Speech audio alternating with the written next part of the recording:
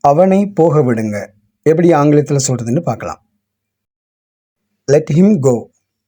Let him go. அவளை படிக்க விடுங்க. Let her study. Let her study. என்னை பேச விடுங்க.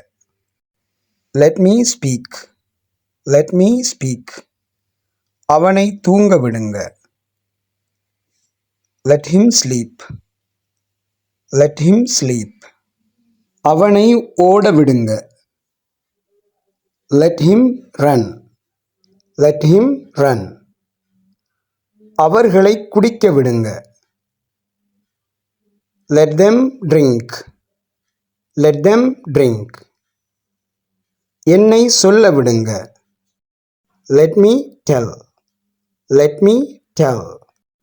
அவளை வாசிக்க விடுங்க. இதை நீங்கள் தாங்க சொல்லணும். அவளை வாசிக்க விடுங்க அப்படின்றதுக்கு ஆங்கிலத்தில் என்ன சொல்கிறதுன்ட்டு கமெண்டில் சொல்லுங்கள். Like, share and subscribe.